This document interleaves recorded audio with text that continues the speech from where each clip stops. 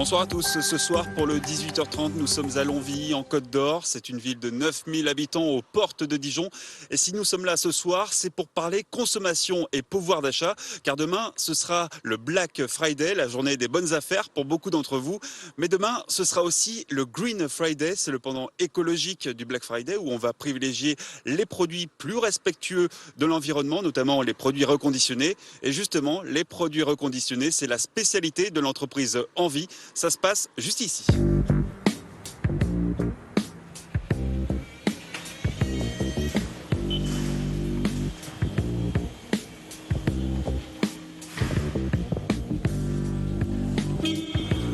Bonsoir Nathalie Bartman. Bonsoir. Alors vous êtes la directrice de l'entreprise Envie de Dijon. Ça, ce qu'on voit juste à côté de nous, c'est de l'électroménager que vous avez récupéré ? Absolument. Ce sont des appareils ménagers qui viennent de tout le département ou du sud de la Haute-Marne, de déchetterie ou de la grande distribution. Et donc vous récupérez aussi auprès des particuliers ou pas du tout ? Les particuliers peuvent nous déposer leurs appareils s'ils le souhaitent, mais nous n'allons pas récupérer à domicile. Et en Suisse, ça veut dire que vous les réparez pour les revendre, c'est ça ? Alors pour un certain nombre d'entre eux, en effet, notre chef d'atelier vient récupérer les appareils ménagers qui lui semblent possibles à remettre dans la filière de réemploi. C'est environ 15% du flux qui nous permet de faire les réparations et le réemploi et la vente de ces appareils. Et la vente, ça vous permet de vous autofinancer aussi ? Alors l'autofinancement, effectivement, c'est 87% de nos produits. Donc vente de nos appareils ménagers, vente de services. Et 13% de nos produits viennent des aides principalement des collectivités, de l'État. Alors Nathalie Bartman, il faut préciser que ça fait 28 ans maintenant que vous dirigez cette entreprise. Mais Envie, c'est pas vraiment une entreprise comme les autres. C'est surtout une entreprise de l'économie sociale et solidaire. On en parlera dans quelques instants. Mais avant, si vous le voulez bien, on va faire un petit saut dans le temps. C'était en 2006. À l'époque, une de nos équipes avait réalisé votre portrait. Regardez.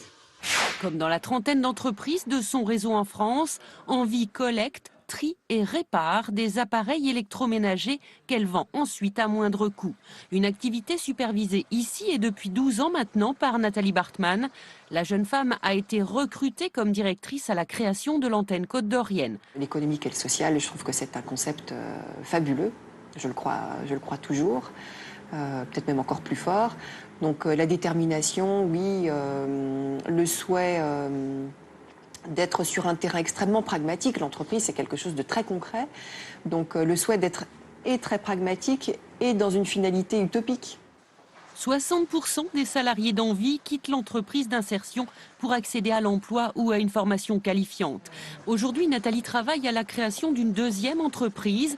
Son activité sera axée autour de la collecte et la valorisation de déchets d'équipements électriques et électroniques. À la clé d'ici 6 mois, 30 nouveaux postes d'insertion. Alors pas question de baisser les bras.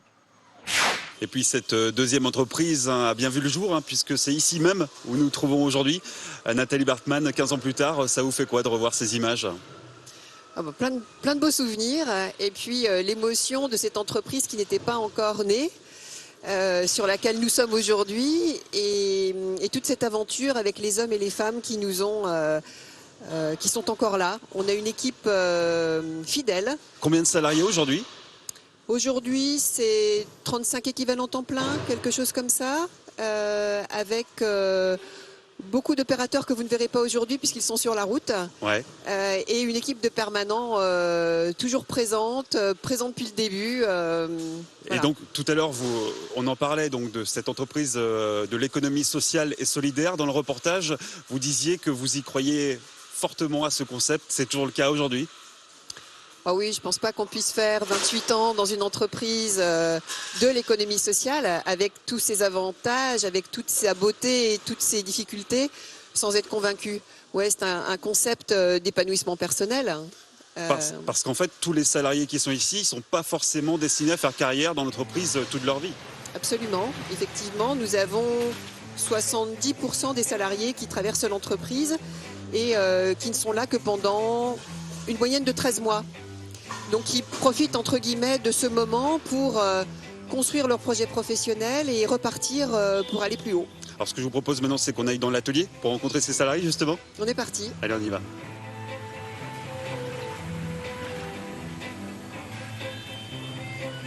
Et maintenant, nous nous trouvons dans l'atelier d'Envie et parmi les salariés, il y a Maxime. Bonsoir. Bonjour. Bonjour. Alors, de quoi vous vous occupez là aujourd'hui? Aujourd'hui, je m'occupe d'un four pyrolyse qui nous fait une panne, un code erreur. Donc on regarde ce qu'on peut faire au niveau de la carte électronique à notre échelle. Voilà. Souvent, on a tendance à dire, il y a 30 ans, on faisait très longtemps avec un four, on pouvait le réparer soi-même, c'était facile à réparer. C'est toujours le cas aujourd'hui ou c'est plus compliqué? Je dirais que c'est quand même plus compliqué, ça demande un peu de savoir au niveau électronique. Avant, c'était plus mécanique, électrique. Maintenant, on est avec des composants qu'il faut connaître quand même un minimum. Vous avez quel âge, Maxime? 25 ans. Vous êtes arrivé comment à Envie? Par le biais de Pôle emploi. Donc, je suis arrivé il y a un peu plus de 2 ans maintenant. J'étais carrossier peintre à la base. Et, j'ai eu quelques années de chômage et on m'a proposé un poste ici et je me suis tout de suite plu. Et vous avez réussi à vous former du coup à la réparation Oui, j'ai commencé en cuisson, donc tout ce qui était cuisinière et four. Et par la suite, je suis passé sur le froid, du coup qu'on voit derrière. Et maintenant, je fais tout ce qui est service après-vente sur four, cuisinière et frigo, congélateur. Et c'est quoi votre projet à terme alors? Le projet à terme, ce serait de continuer dans cette branche-là. De rester dans la réparation des électroménagers. Exactement, voilà.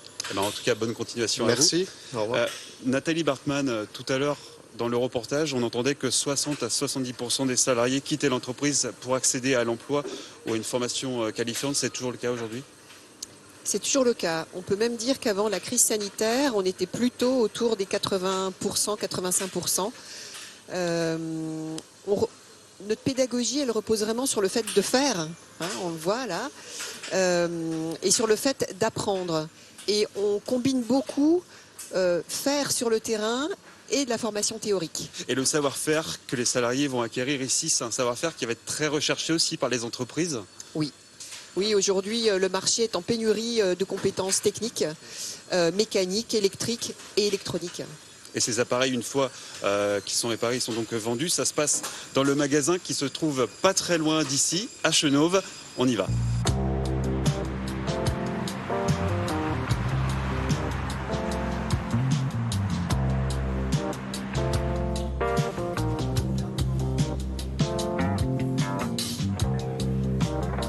Comme vous le voyez dans le magasin, on peut à la fois retrouver des frigos, des fours, mais aussi des machines à laver. Je vois d'ailleurs qu'on a des clients par ici. Bonjour. Bonjour. Alors, qu'est-ce que vous cherchez aujourd'hui? Je suis venu chercher une machine à laver séchante lavante. Et pourquoi ici en particulier alors? Je pense que le raccord qualité-prix par rapport à ce qu'on a avec les concurrents, c'est plus intéressant de venir ici pour moi, vu que je suis étudiant. Donc celle-ci à 399 €, c'est un tarif qui vous paraît intéressant pour vous? C'est raisonnable par rapport à ce que j'ai vu sur le marché juste avant. C'est franchement très raisonnable et vu que je suis étudiant, je le redis, c'est franchement un rapport qualité-prix excellent, je dirais. Très bien. Bon, écoutez, on vous laisse faire votre choix en tout cas. Merci beaucoup. Je suis maintenant avec Fabien Dufaux. Bonjour. Bonjour. Alors, vous travaillez à l'ADEME. Vous pensez que le reconditionner, l'économie circulaire, c'est vraiment la solution idéale aujourd'hui? Ça en fait partie en tout cas, entre les choix de consommation qu'on peut avoir en prenant quelque chose qui a déjà redonné une deuxième vie à un objet. C'est toujours plus intéressant que d'aller chercher un matériau neuf qui va avoir des impacts sur les ressources. Et puis aussi, après, il faut aussi bien utiliser son appareil de façon à essayer de prolonger sa durée de vie au maximum. Donc, mais toutes ces machines reconditionnées, elles sont pas un peu gourmandes en énergie? Ça va dépendre de l'usage, ça va dépendre de ce qu'ils achètent. Quand ils achètent, ils peuvent aussi choisir des machines qui sont reconditionnées mais qui ont une performance énergétique assez élevée. Il n'y a plus les vieilles machines qui, elles, consommaient énormément. Donc ça reste un critère de choix. Et puis ensuite, en fonction de comment on l'utilise, est-ce qu'on utilise des cycles de basse température, par exemple, ça va quand même générer une consommation moins importante que si on l'utilise pendant les heures pleines et à moitié rempli.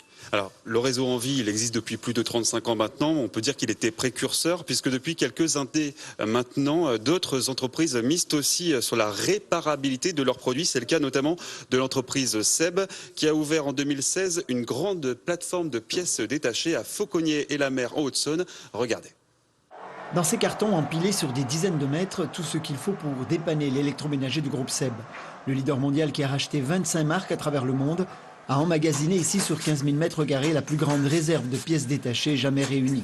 5 millions d'articles référencés et mis en sachets individuels. Parce que désormais, on ne jette plus, monsieur. Non, on ne jette plus, on répare.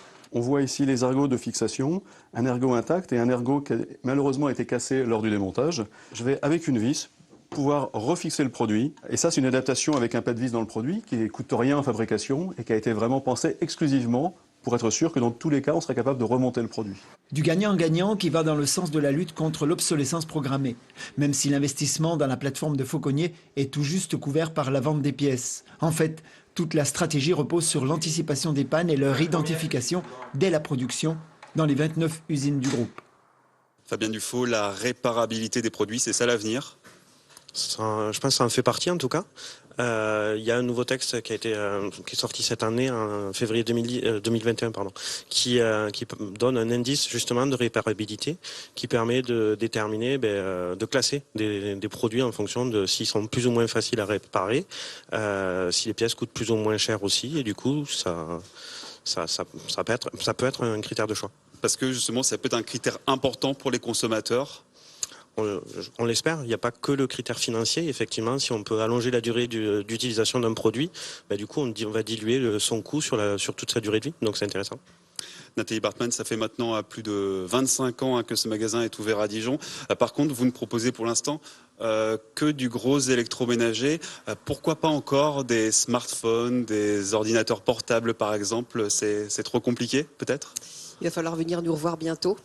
Ça fait partie des projets. La diversification fait partie de nos objectifs, même si on ne peut pas ignorer que ce sont des produits plus techniques et pour lesquels nous avons besoin de plus d'ingénierie de formation pour nos salariés qui arrivent avec en général des formations plutôt de base. Donc voilà, il nous faut le temps de monter ce projet, mais revenez nous voir. Très bien, eh bien on reviendra, merci à tous les deux. Et on rappelle que dès demain, en plus du Black Friday, il y aura aussi le Green Friday pour lutter contre le gaspillage et privilégier une consommation plus éco-responsable. C'est la fin de ce 18h30, merci pour votre fidélité. Dans un instant, rendez-vous chez vous et votre journal. Très belle soirée à tous.